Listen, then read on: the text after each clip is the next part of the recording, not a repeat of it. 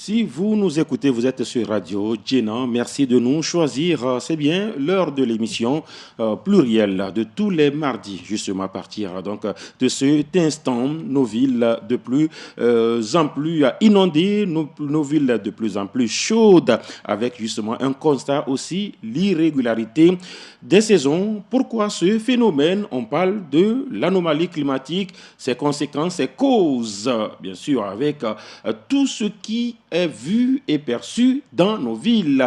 Avec un invité, c'est un confrère, il est journaliste, mais beaucoup plus spécialiste des questions environnementales. Hector, bonjour.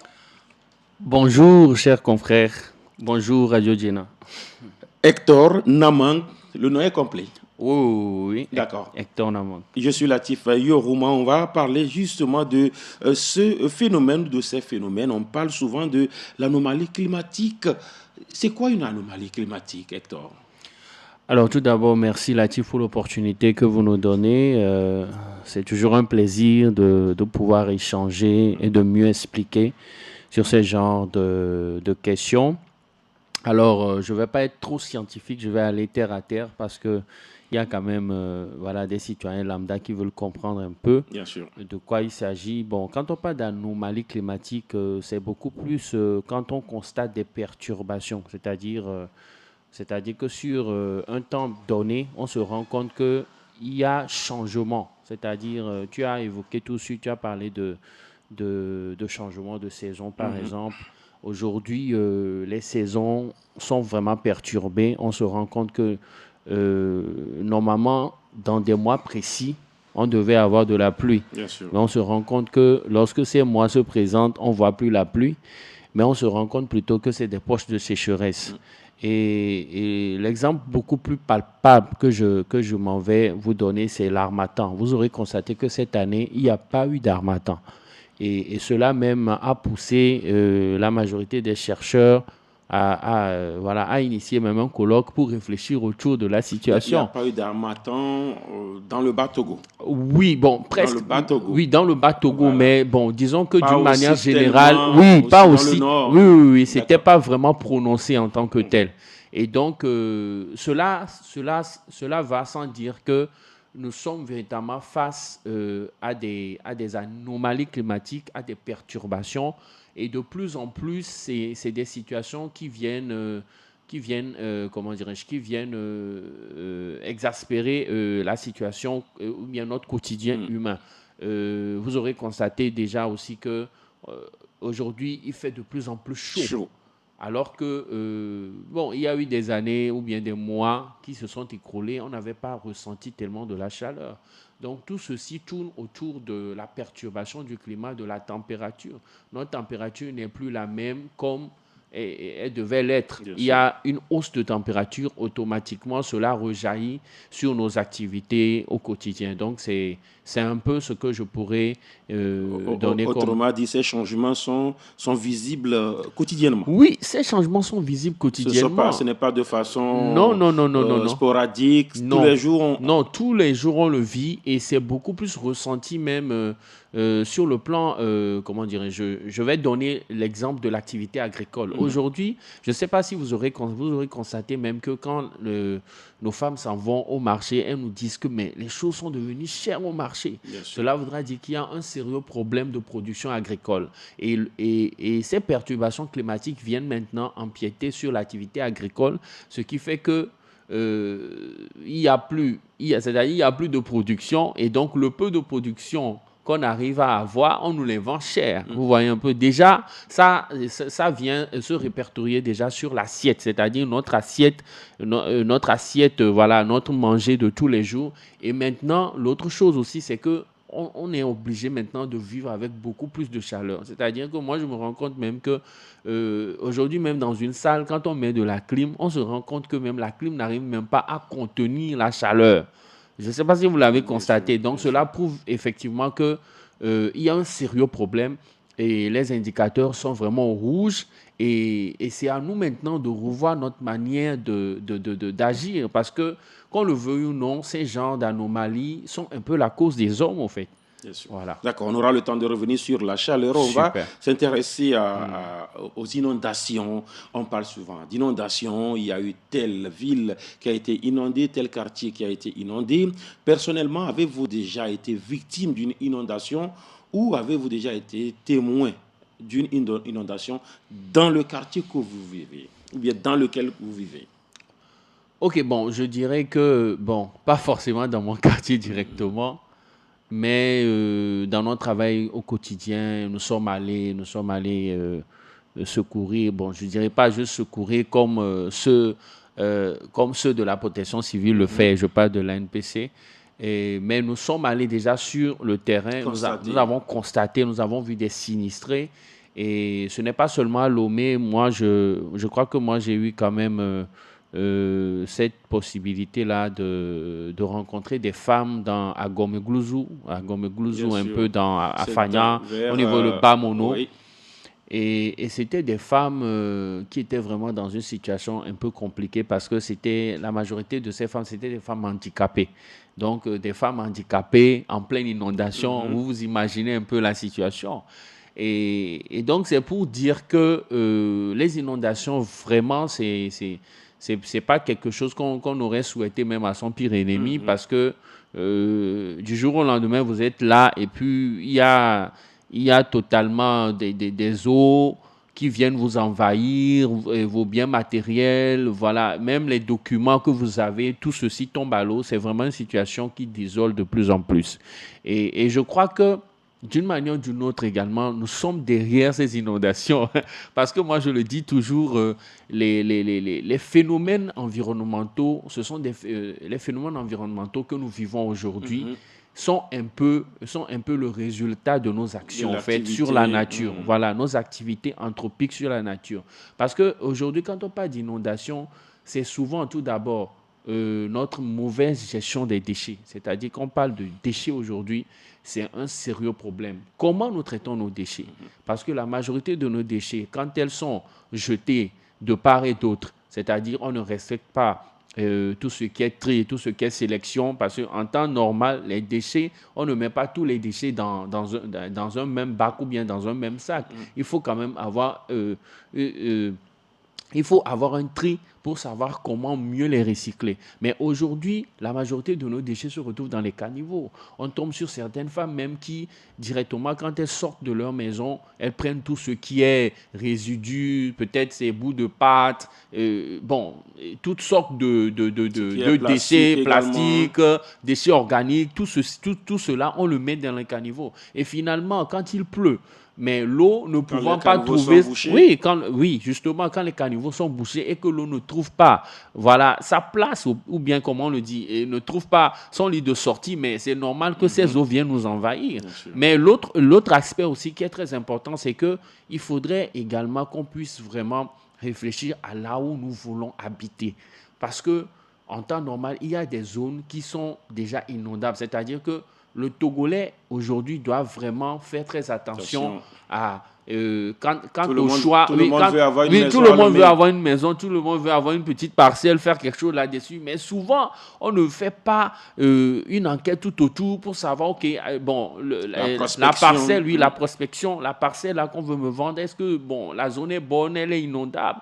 Et des fois, malheureusement, les gens s'en vont même en période de sécheresse. Pour Ils ne acheter maîtrisent les pas. terrains. Et finalement, quand ils s'en vont, mais c'est des zones humides, au fait. Donc, Mhm. moi, je me dis que, au prime abord, c'est à nous aussi de pouvoir faire quand même ce travail-là, ce travail de veille informationnelle et surtout essayer d'être beaucoup plus écolo dans notre manière de vivre, dans notre manière de traiter nos déchets, dans notre manière de protéger l'environnement en quelque sorte. Parce Être que écolo, qu'est-ce que vous voulez dire? être écolo, c'est déjà avoir une action saine. Être écologique, vous Oui, voulez dire? être écologique, je veux Voilà. dire, Mhm. c'est déjà avoir une action saine vis-à-vis de l'environnement. Mhm. On peut pas, voilà, on peut pas traiter l'environnement, voilà, comme si c'était un dépotoir. Parce que de toutes les façons, tout ce qu'on donne à l'environnement, il nous le renvoie. Bien sûr. Il nous le renvoie. Donc, je dirais qu'il y a rien qui est nouveau, en fait. Tout ce qu'on lui renvoie de mauvais, il nous le Ça renvoie. revient. Voilà. Si vous nous écoutez, vous êtes sur Radio Djenan. Nous parlons de l'anomalie climatique, causes et conséquences des inondations et chaleurs dans nos villes. Et souvent, lorsqu'on évoque des inondations, c'est en ville. Rares sont ces villages Oui. qui sont inondés. Aujourd'hui, est-ce qu'on peut parler de l'urbanisation qui est une autre cause peut-être? Est-ce que nos routes construites, est-ce que les bâtiments, est-ce que les habitats aussi contribuent à ce que à ces inondations que nous Oui, vivons? effectivement, comme je le dis, déjà quand on s'en va construire déjà dans une zone humide, on parle de l'urbanisation parce que plus le bâtiment vient s'installer sur une zone déjà qui avait un problème, vous voyez que non, que ça ne peut que venir dégrader encore le sol. Et cela crée d'autres situations qui vont surgir. Je crois même que tout dernièrement, on avait même assisté à un bâtiment qui s'est écroulé tout récemment. Je sais pas si ça doit être au Sagbado. niveau de Sagbado. Sagbado, oui. Et vous voyez un peu déjà l'architecture de ce bâtiment en question. Quand vous voyez comment le bâtiment a été construit et vous voyez un peu tout autour comment la fondation était. Bon, vous vous disiez que, mais en temps normal, la personne qui a construit ce bâtiment devait lui-même réfléchir avant d'aller habiter. Bien sûr. Vous voyez, donc je peux dire que l'urbanisation comment dirais-je, vient aggraver la situation en matière voilà, de phénomènes environnementaux comme les inondations.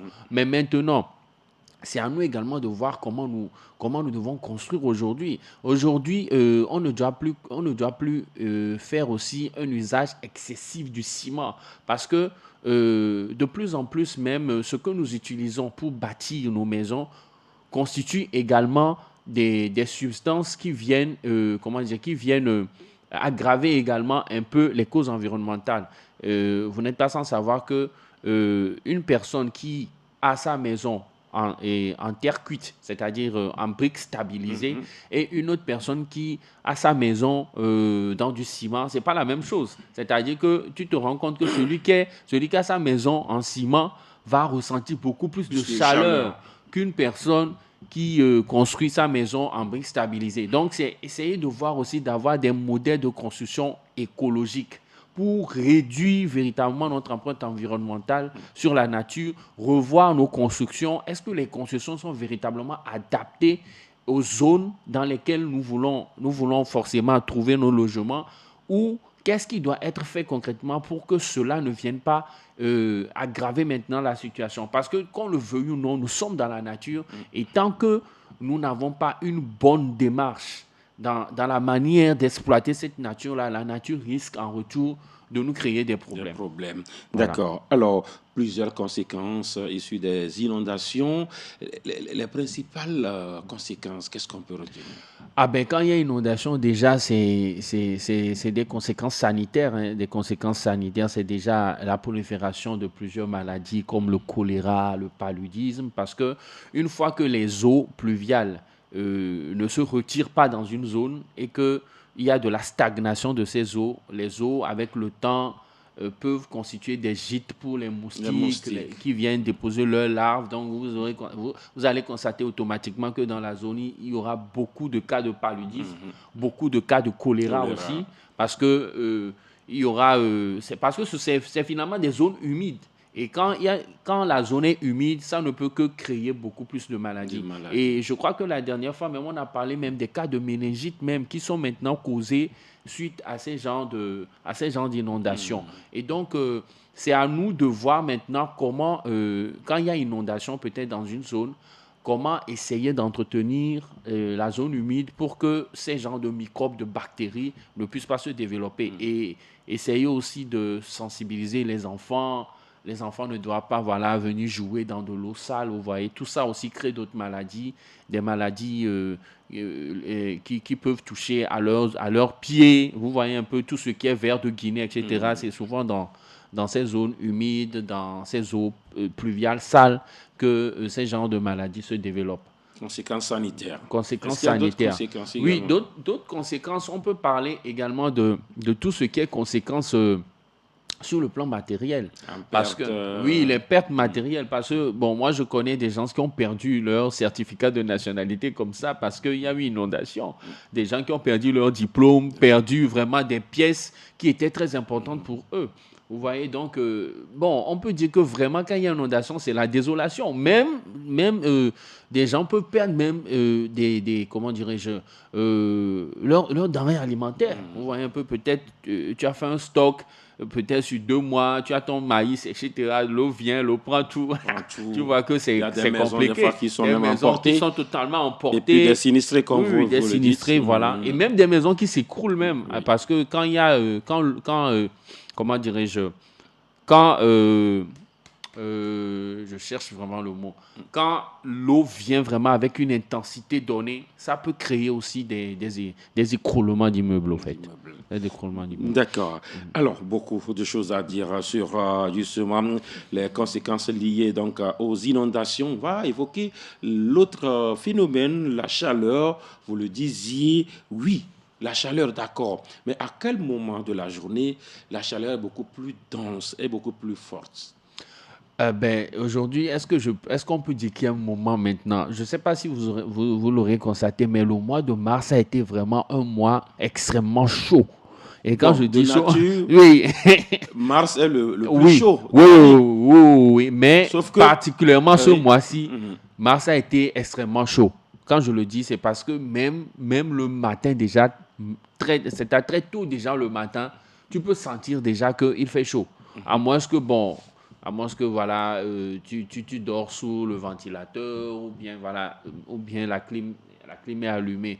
Donc je peux dire qu'aujourd'hui, on ne peut plus dire qu'il y a un moment, voilà, un moment propice pour ressentir la chaleur.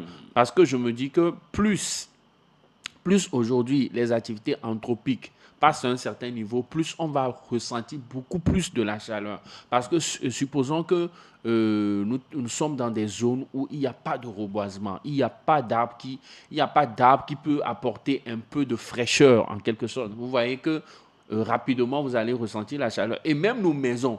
Aujourd'hui, on a des maisons où ce n'est pas vraiment bien, comment dire, ce n'est pas bien construit. C'est-à-dire, on n'ouvre pas les fenêtres là où les fenêtres doivent être ouvertes. l'architecture n'est pas, L'architecture n'est voilà. pas, ne ressemble pas réellement à ce qui doit être. Donc déjà, quand vous êtes dans ce genre de maison, vous sentez que vraiment, il y a de la chaleur qui vous envahit. Donc, c'est ce qu'on peut dire concrètement. Donc, je dirais qu'il n'y a pas vraiment un temps précis, véritablement, avec tout ce qu'on ressent comme effet de l'anomalie climatique et de la hausse des températures. Aujourd'hui, la chaleur, vraiment, c'est pratiquement toute la journée, mais c'est beaucoup plus concentré la nuit. C'est-à-dire, c'est beaucoup plus concentré la nuit. Et c'est le pourquoi on conseille même que, surtout quand on a des enfants, qu'on puisse leur donner à boire beaucoup plus, parce que ce sont des enfants qui vont ressentir beaucoup plus la déshydratation Bien sûr. voilà, de leur corps. Donc, c'est ce que je pourrais dire en Et quelque puisque sorte nous concernant. sommes en ville et puisque nous Voilà. parlons de la ville, quels sont les endroits de la ville qui sont les plus chauds? Bon, les endroits dans la ville, je crois que c'est des endroits où il y a carrément pas de végétation, hein. Vous savez que même en ville, aujourd'hui, de plus en plus, on ne pense plus à reboiser Malheureusement. ou bien à mettre en place des petits vergers de part et d'autre dans nos rues. Aujourd'hui, c'est les immeubles, voilà, c'est les maisons. Disons que carrément la ville est beaucoup plus l'endroit où on ressent assez excessivement la chaleur La parce qu'il chaleur. n'y a pas, des arbres, il n'y a pas de la végétation, alors que nos arbres jouent un rôle formidable en matière de, comment dirais-je, de préservation de la biodiversité, mais aussi en matière de régulateur thermique, parce que plus vous vivez autour d'une végétation, vous sentirez que le degré de la chaleur est beaucoup plus atténué. Mais quand vous vivez dans une zone où il y a pratiquement pas d'arbustes, mais c'est compliqué, vous Surtout ressentirez quand vous beaucoup êtes plus. dans une zone industrielle. Voilà, dans une zone industrielle, dans une zone où on ne met pas vraiment le focus sur tout ce qui est reboisement. Parce que, bon, il y a aussi de la sensibilisation qui doit être faite tout autour de cette manière de reboiser auprès de nos villes. C'est peut-être pourquoi on dit que les villes sont plus chaudes que que les campagnes. Oui, oui, oui, oui. Les villes sont les plus chaudes que les campagnes, naturellement, parce que les campagnes, c'est beaucoup plus le rural, c'est beaucoup plus le contact avec la nature. Mais dans les villes, on préfère raser la végétation, mettre en place voilà, des immeubles, vous voyez un peu. Et je crois que c'est un travail aussi, c'est un travail de... Disons que c'est un appel plutôt que je dirais qu'on doit lancer auprès de nos maires, de nos élus locaux, parce que c'est eux aujourd'hui qui ont la charge de gérer nos villes, de gérer voilà, nos communes. Il faudrait que dans leur politique, Ils bien sont dans la leur chaise plan, des petits États, voilà, c'est dans ça. le grand État. C'est ça. Mm. Donc, dans le plan de développement communal, ils doivent quand même penser à faire du reboisement. Voilà. Et moi, je ne vois pas aujourd'hui véritablement des mairies qui mettent beaucoup plus de focus sur le reboisement dans leur commune.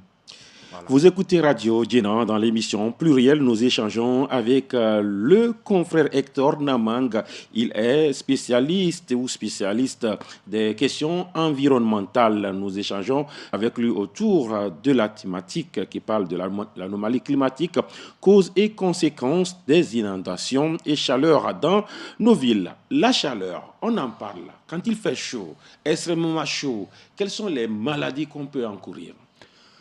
Alors, bon, déjà, quand il fait chaud, il faut savoir que cela déjà peut créer beaucoup de perturbations au niveau des femmes enceintes. Déjà, quand une femme enceinte ressent beaucoup la chaleur, ça peut créer des problèmes même au niveau du fœtus. Ça peut déclencher même voilà, comment dirais, des fausses couches, etc. Ou bien les malformations. Oui, les malformations. Il y a même des études qui ont été faites qui ressortent réellement cela. Et la chaleur aujourd'hui aussi crée pas mal de problèmes respiratoires parce qu'il y a des gens qui traînent déjà des problèmes de respiration, mais avec une chaleur qui est assez concentrée, ça leur est de plus en plus difficile de mieux respirer. C'est d'ailleurs le pourquoi c'est important qu'on puisse aérer nos concessions pour que ce ne soit pas des concessions vraiment chargées parce que de plus en plus les gens remplissent leur chambre de plein d'objets alors que bon, c'est une petite pièce et tu mets encore plus d'objets. Donc tout ça aussi vient. Oui, c'est ça. Tout ça aussi crée vraiment pas mal de maladies qui peuvent toucher. Qui ne sont pas peut-être visibles. Oui, qui ne sont pas forcément visibles, mais qui peut à la longue peut créer d'autres situations. Et l'autre truc aussi, c'est que aujourd'hui, on conseille beaucoup plus les enfants de leur donner beaucoup d'eau parce que il y a la déshydratation. Parce que quand le corps est exposé à la chaleur, le corps demande beaucoup d'eau. Donc, tu sentiras que de plus en plus, quand il fait chaud, les gens veulent boire de l'eau. Et quand on ne boit pas de l'eau, mais ton corps est déshydraté et tu peux en mourir. Bien sûr. Oui, et tu peux en mourir. Et donc, je crois que c'est important que pendant ces moments de chaleur, qu'on puisse vraiment prendre en compte les personnes âgées, parce que c'est vrai, les personnes âgées aussi doivent être bien entourées dans ces moments de chaleur, et les enfants. Voilà, les enfants, les femmes enceintes également. Vous l'effleuriez entre-temps, les autorités, quelle est leur responsabilité face justement à ce phénomène d'anomalie climatique, à ces phénomènes de chaleur, à ces phénomènes d'inondation? Quelle responsabilité directe des autorités? Alors, Natif, déjà, je tiens quand même à saluer les actions qui se font parce que nous voyons un peu ce qui se fait. Et je salue le ministère de l'Environnement qui fait quand même un travail formidable en matière de politique environnementale, en matière d'action au niveau des campagnes de reboisement qui sont lancées et vraiment des projets aussi qui touchent un peu au niveau de la réduction de l'empreinte environnementale. Donc vraiment, en tout cas, et ils ont même mis en place des moyens de transport, des moyens de transport selon leur projet de mobilité verte. Et cela prouve quand même qu'il y a une volonté, Et moi, maintenant, je lancerai beaucoup plus un appel au niveau de nos élus locaux. Nos élus locaux. Parler des maires. Parler des maires. Et il va falloir que vraiment les maires puissent mettre beaucoup plus au cœur de leurs activités Et voilà, la protection de l'environnement, la réduction de l'empreinte environnementale, la gestion des déchets. Parce que on peut parler d'inondation n'importe comment, tant que nous n'arrivons pas à faire une bonne gestion de nos déchets, on sera toujours exposé. Aujourd'hui, les maires se doivent de sensibiliser de plus en plus les populations sur la bonne manière de gérer les déchets. Et quand je parle de sensibilisation, c'est qu'il faudrait déjà qu'on organise des rencontres d'échange avec les populations, ces habitants qui sont dans les communes. Comment ces habitants doivent gérer leurs déchets? Comment les déchets doivent être gérés? Est-ce que ces habitants ont une idée de comment on fait même le tri des déchets? Parce que il ne suffit pas de sortir ces déchets, de les mettre dans la poubelle et puis attendre qu'on vienne les prendre. Parce que même les personnes qui viennent récupérer les déchets, quand les déchets sont vraiment enfouis, il y a du sable, il y a de la pâte d'hier, il y a toutes sortes de mélanges. Quand eux, ils récupèrent comme ça, mais ils s'en vont jeter ça dans le centre d'enfouissement. Souvent, ça crée d'autres soucis parce que plus les déchets sont entassés comme ça, il n'y a pas de tri, ça crée encore d'autres émissions de gaz à effet de serre sur place. Donc, c'est de pouvoir vraiment faire ce travail de sensibilisation-là. Ce travail de sensibilisation avec les populations. Et maintenant, il faudrait que les élus locaux aussi soient un modèle. Oui, il faut qu'ils soient également un modèle afin que ça puisse prendre. Parce que, comme je le dis, aujourd'hui, quand on parle de ne pas jeter les déchets, de mettre toujours nos déchets dans les poubelles, j'avoue que ça a toujours la peau dure. Je le dis comme ça parce que tant que nous ne sommes pas des modèles, on ne pourra pas vraiment influencer nos populations. Donc, c'est important que les mairies, les communes, les élus locaux prennent vraiment ce problème-là à bras le corps. Amener les populations peut-être à comprendre que on peut transformer les déchets. Effectivement. Aujourd'hui, on parle d'économie circulaire. Donc, même quand je parlais de tri, c'est justement pour parler de ça. C'est ce à quoi je fais allusion. Parce qu'aujourd'hui, on peut faire même des sacs avec des sachets Piwata. Mais tout cela, c'est parce que à côté, il y a des gens qui ont compris que mes sachets Piwata, je peux les mettre à part. Et je ne vais pas mélanger ça avec les déchets à la maison, les déchets ménagers, etc. Vous voyez un peu. Et aujourd'hui, le déchet aussi, c'est de l'or. Mais ce n'est qu'en sensibilisant qu'on va amener la population à comprendre, à découvrir justement, ce trésor caché. Nos populations n'ont pas encore compris. Voilà pourquoi vous incitez sur la sensibilisation. C'est important de mener des campagnes. Surtout, vous avez évoqué le ministère de l'Environnement qui essaie. Vous avez dit qu'ils font un travail formidable. Est-ce qu'ils en font assez déjà? Bon, quand je parle de travail formidable, du moins quand même, du moins avec tout ce que nous voyons, parce que nous travaillons quand même sur cette thématique, ça va faire pratiquement 9 ans. Et essayons de voir quand même ce qui se fait en matière d'autorité. Nous croyons qu'ils en tout cas, ils jouent leur partition. Mais c'est toujours bien aussi, qu'ils puissent faire davantage, parce que on ne va pas juste s'en tenir à ce qui est fait, mais on va demander que ça soit fait encore beaucoup plus. Parce qu'aujourd'hui, quand on parle de déchets quand même, je crois que c'est le véritable problème dont les Togolais souffrent, en fait.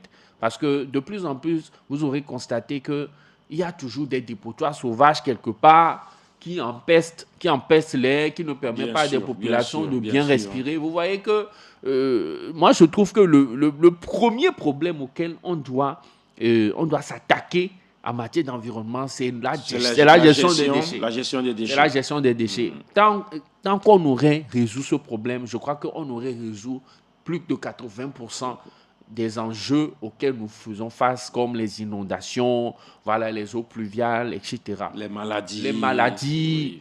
Oui, et même quand on parle même de l'érosion côtière, cela rentre un peu dans notre manière de gérer, parce que tout récemment, j'étais même au niveau de Baguida, mais c'est terrible quand on voit des populations qui prennent leurs déchets, qui s'en vont jeter dans la mer.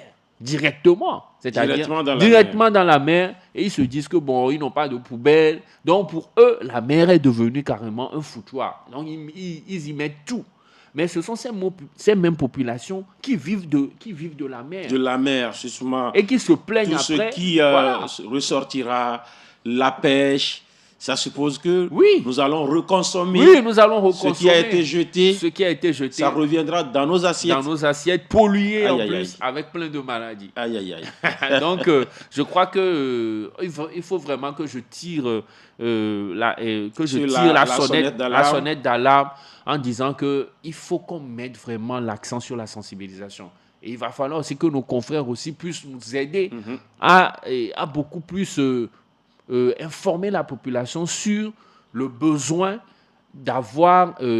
c'est-à-dire d'avoir des comportements éco-responsables et de mieux gérer nos déchets. À travers les émissions, bien sûr. À travers des émissions, des productions, en tout cas comme Latif le fait. C'est ce que Radio Djena est en train de faire. Comme Djena le fait, et vraiment je salue ce canal-là que vous mettez en place pour nous permettre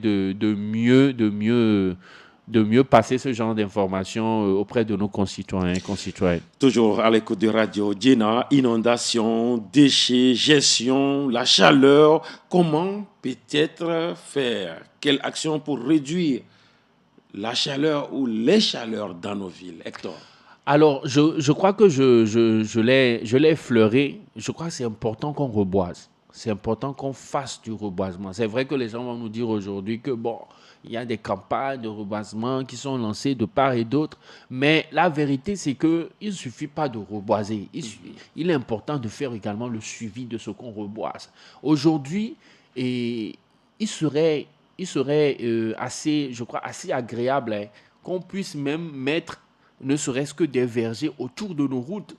Et au niveau, dans nos villes, déjà avec des ça se fait dans les grandes villes. Ça se fait dans des grandes villes. C'est important qu'on le fasse également ici. Je sais que, entre-temps, il y a eu des projets qui étaient initiés pour faire ce genre d'action. Mais après, les années sont passées, on n'a jamais vu ce qu'il en est concrètement de ces genres de projets. Donc, c'est le lieu de revenir véritablement sur ça pour en parler, parce que sans reboisement, je crois que vraiment, on ne pourra jamais atténuer le degré de chaleur dans nos villes. C'est important que les élus locaux, les autorités, les décideurs puissent vraiment accorder de l'importance à reboiser dans nos villes. Je ne parle pas forcément du reboisement dans les milieux locaux, parce que ça se fait déjà. À chaque fois, je crois qu'il y a des reboisements qui se font dans les milieux reculés. Mais qu'en est-il vraiment du reboisement dans nos villes, en pleine ville, dans les rues? Est-ce que la journée de l'arbre ne suffit pas? Oui, mais... Le 1er juin autour. Oui, c'est vrai que la journée de l'arbre suffit. Mais il faudrait quand même qu'on puisse trouver aussi un petit canal pour penser également à nos villes en matière de reboisement. Sinon, cette journée, c'est vrai, c'est une journée formidable qui a été mise en place. Ailleurs, je crois même que dans des pays, il n'y a pas forcément une journée pour ça. Et je salue déjà le leadership de nos décideurs sur cette action environnementale. En tout cas, du père de la nation. Oui, une initiative qui est assez connue et qui nous donne quand même une renommée sur le plan international. Mais je crois qu'aujourd'hui, on a besoin que cette action aussi soit vraiment étendue au niveau de nos villes et qu'on joigne vraiment les mairies, les élus locaux, afin que même dans nos communes, qu'on puisse voir de ces gens. Quand vous parlez de la sensibilisation, ça revient. Une chose est de reboiser ou de planter un arbre, mais l'autre chose, c'est de faire le suivi, de faire l'entretien. C'est de porter ce arbre-là vert. Et apparemment, dans nos villes ou dans nos quartiers, on reboise sur les mêmes espaces chaque année. Ça suppose que les arbres qui sont plantés antérieurement n'y sont plus. Oui. Il faut les remplacer. C'est un cercle vicieux. Oui. Et c'est ce que je disais. Il ne suffit plus de reboiser aujourd'hui, mais il faut s'assurer que ce qu'on met en terre pourra véritablement grandir pour pouvoir impacter l'environnement. Parce que si on doit reboiser pour reboiser et qu'il n'y a pas quelque chose à capitaliser en matière d'impact sur l'environnement, je crois que c'est grave. Il ne sera rien. Oui. Et c'est le pourquoi, pour remédier à cela, il faudrait qu'on puisse sensibiliser les gens sur, d'ailleurs, comment reboiser. Quel plan reboiser? Parce qu'il faut savoir aussi reboiser. Ce n'est pas toutes sortes de plans qu'on doit reboiser sur n'importe quel espace. il y a des plans, il y a des espèces selon leur spécificité bien précise. Donc, en fonction de ça, je crois que quand la sensibilisation est faite et qu'il y a des techniciens aussi, parce qu'il y a des techniciens aujourd'hui qui peuvent nous conseiller en matière de reboisement, je crois qu'on pourrait valablement en sortir victorieux quoi, en matière d'action sur l'environnement. Que faire aujourd'hui pour encourager le changement de comportement des populations? Que faire? Oui, bon, je crois que tout d'abord, les médias ont un rôle fondamental à jouer. Des émissions déjà qui sont faites comme ça, comme Radio Djena le fait, c'est quelque chose vraiment de salutaire. Parce que j'avoue que moi, je me suis lancé déjà dans cette thématique depuis 2018. Et de plus en plus, je ne vois pas vraiment de journalistes qui sont assez dévoués voilà, pour parler d'environnement, Il n'y a etc. pas une prise de conscience collective. Oui, il n'y a pas une prise de conscience collective. Et je crois qu'aujourd'hui, l'environnement, ce n'est pas pour une seule personne. On parle d'environnement, c'est la nature. L'environnement, on dit Ouais, l'homme. c'est la planète. L'homme, c'est la planète, Oui, voilà. et L'homme donc, vit dans un l'homme vit environnement. dans un environnement. Et qu'on le veuille ou non, si on ne prend pas nos responsabilités, on va en souffrir. Parce qu'aujourd'hui, quand on parle de chaleur, mais c'est pas parce que tu vas te dire que, bon, moi, votre en fait d'environnement, là, ça ne me concerne pas. Mais pourtant, tu subis. Parce que moi, j'ai un arbre chez Voilà. moi. Mais pourtant, l'inondation peut tomber sur toi aussi à tout moment. Donc, je crois que, et voilà, il faut qu'on puisse susciter cette conscience collective et autour de la manière de nous comporter, hein, une manière écologique, une manière éco-responsable, mieux traiter nos déchets, mieux reboiser et essayer de revoir la manière avec laquelle nous nous comportons vis-à-vis de l'environnement. Et je crois que si ce genre d'informations peut passer comme des tribunes qui se font, comme des productions, comme voilà, des sensibilisations, comme je l'ai énoncé, des sensibilisations avec les mairies qui peuvent parler de temps en temps, peut-être par mois, je dis n'importe quoi, avec les populations sur des faits comme la mauvaise gestion, etc. Je crois que, bon, ça nous permettrait vraiment d'avancer, quoi. Mais sans ce genre de prise de conscience, je crois qu'on sera malheureusement exposé de oui. plus en plus à ces facteurs. Est-ce qu'au-delà, je reviens un peu sur ma question, est-ce qu'au-delà, est-ce que les autorités, le ministère ne peut pas avoir des campagnes pour encourager, j'insiste sur encourager des campagnes, vous avez parlé par exemple des confrères, vous êtes dedans. Est-ce qu'il y a eu des campagnes ou peut-être des initiatives pour encourager, par exemple, les confrères qui ont décidé justement de se consacrer à la protection de l'environnement? Ok, bon, il faut dire que, bon, en matière de campagne pour encourager, bon, moi, je n'en connais pas, hein, je n'en connais pas réellement. Mais je crois que, bon, on ne va pas forcément attendre des campagnes en tant que, en tant que Pour confrère. peut-être encourager le comportement Oui, des populations. effectivement. Enfin, pour encourager le changement de Oui. comportement des populations. Oui, Voilà. je crois que déjà, en tant que déjà citoyen, bon, c'est vrai, on est confrères, mais on est citoyen également. Et je crois qu'on ne va pas forcément attendre de faire notre part. Donc, c'est vrai que c'est quand même des initiatives qui peuvent être prises, mais je crois qu'on doit commencer quelque part d'abord. Par exemple, un prix pour la commune la plus propre du Togo, par Oui, exemple. oui. C'est des initiatives il y en a comme ça. 117. Oui. La commune la plus propre peut-être du Grand Lomé, ça peut susciter des... Oui. Mais je crois que par contre, pour les communes, je crois que, bon, ce terme-là, ça me revient comme si j'avais déjà eu écho de ce genre d'initiative. Mais maintenant, le truc est que est-ce que ces genres d'initiatives aussi, c'est de pouvoir les pérenniser? C'est-à-dire, ce n'est pas penser peut-être lancer une seule fois et puis après, il n'y a plus de seconde édition, vous voyez un peu. Donc, je crois que notre rôle aussi, c'est de pouvoir aussi ressortir ces problèmes-là. C'est-à-dire quand on sent qu'il y a inondation quelque part, quand on sent qu'il y a un dépotoir qui ne permet pas aux populations de bien respirer, c'est de notre devoir d'en parler. C'est de notre devoir de dénoncer cela. Voilà, de dénoncer cela. Et ça va permettre vraiment à nos décideurs de pouvoir prendre des décisions face à ce genre de situation. D'accord. Vous avez déjà lancé un message, en tout cas aux autorités, dans vos prises de parole antérieures. Aujourd'hui, si vous avez une solution prioritaire pour justement lutter contre les inondations, pour lutter contre la chaleur excessive, Hector, qu'est-ce que vous auriez ou peut-être vous vouliez dire? Alors moi, tout d'abord, je vais revenir toujours au niveau de la gestion de nos déchets. Il va falloir qu'on revoie notre manière de gérer nos déchets. Et cela va déjà depuis le plus petit enfant qui est à la maison jusqu'à l'adulte.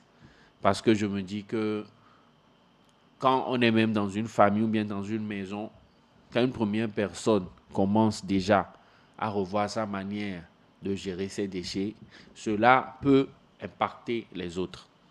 Savoir déjà que quand je bois mon pure water, je ne vais pas le jeter par terre.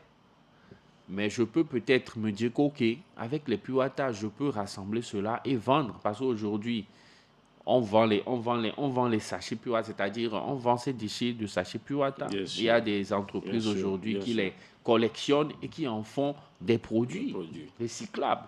Déjà, ça te permet d'avoir un peu d'argent et ça permet aussi à l'environnement de se sentir beaucoup plus sain.